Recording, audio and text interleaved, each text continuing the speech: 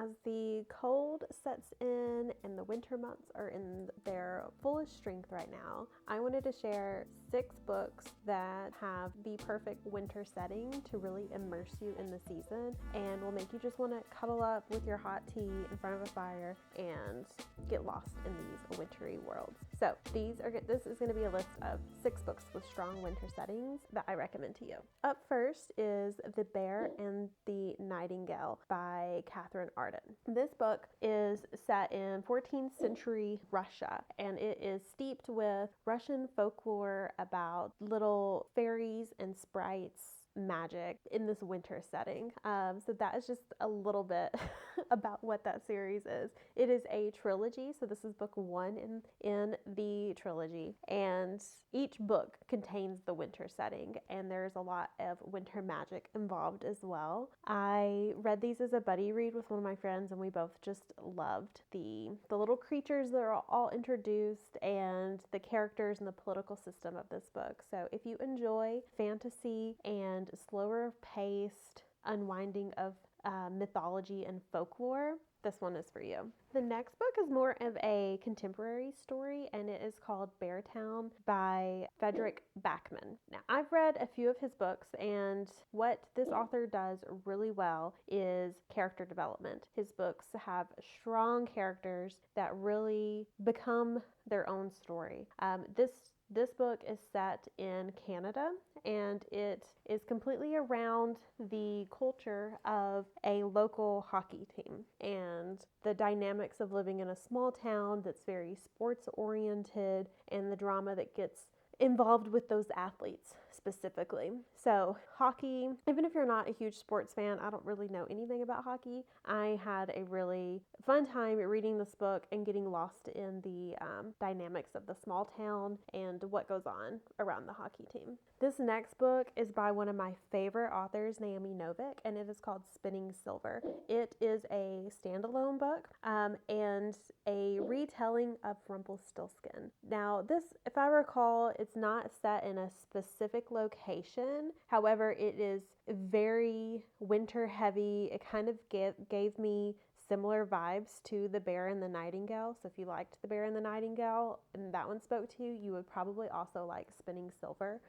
There is fantasy elements in it and magic, and the magic is rooted to the season of winter with snow and frost and that kind of thing.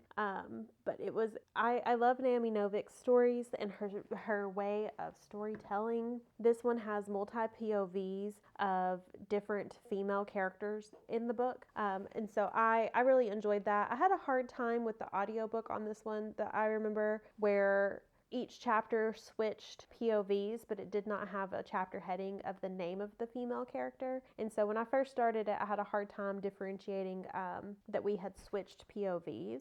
And so I switched from reading this audio and read it in print, and it was a lot easier for me to kind of root myself in the world. So if you have a hard time with POV shifts, especially if there's an absence of chapter titles, then I would recommend physically reading this or reading it on your Kindle. And I think that helped me a lot to reorient myself, and so I read it that way. But I really love this one, and it definitely met my expectations of what I have for Naomi Novik and the stories that she writes. All right, this next book is bouncing back to a contemporary genre. It's called The Smell of Other People's Houses by Bonnie Sue Hitchcock. This was a random book that I picked up from the library one year, and it was just a cover buy because I was just intrigued with this cover with the purple and the stars and this house, and it was kind of a smaller book, and after reading the blurb, I realized it was set in Alaska during the 1970s, and that just was enough for me to pick it up, and I thoroughly enjoyed it. I was surprised at how much I loved it because at that point in time in my reading, I wasn't reading a lot of contemporary stories. This one just spoke to me, and it focuses on different teenagers that are growing up in Alaska in the 1970s, and it pinpoints some of those classic teen experiences, but in a remote setting, and seeing how the Alaskan way of life and the culture of Alaskans impacted these different elements of teen life in ways that were unfamiliar to someone like me who hasn't lived in Alaska. So I just loved it. It was kind of a slower paced read. It was multi POV. I'm wanting to say the audiobook on this one was also a full cast. I think I did audio as well. It's kind of coming back to me as I'm talking about it. And it was just super refreshing and interesting to see, because I have not read that many books set in the Alaska state. So that was really neat to me, and that's one I would definitely recommend if you're looking for a contemporary read but set in a winter type setting. This next book is going to be of the young adult sci-fi genre, and it's called Cold the Night, Fast the Wolves. And it's part of a duology. This is the book 1 of that series, and it's written by Meg Long. This one is set on a planet that is different than our own, and it is essentially an ice planet. It is extremely cold. It has a lot of life-threatening situations that are related to the cold. And this story is kind of centered around what I imagine like an Alaskan, like a husky race would be, like a sled dog race, but with, you know, more sci-fi elements. The sled dogs are a little bit different. The ice is a little bit different. The themes of the race are a little bit different. So you kind of get where I'm going there, but it's kind of the story about a sled dog race, but make it sci-fi and put it on this ice planet. It was very action-packed, and I remember feeling like I was freezing the whole time I was reading this. It was a very cold read. So if you're looking for a winter setting, this is definitely one to check out, especially if you like young adult and that sci-fi genre. And the last book on my list is one that I just read this past month. It's called Emily Wilde's Encyclopedia of Fairies by Heather Fawcett. This is book 1 of a series as well. It's adult fantasy, and this story is set in a remote village of Norway. The main character, Emily, is there on a scholarly research trip to document fairies of the region, fairies that have never been documented before, and she is a researcher in dryology, which is the study of fairies in this book. So she goes there on this trip.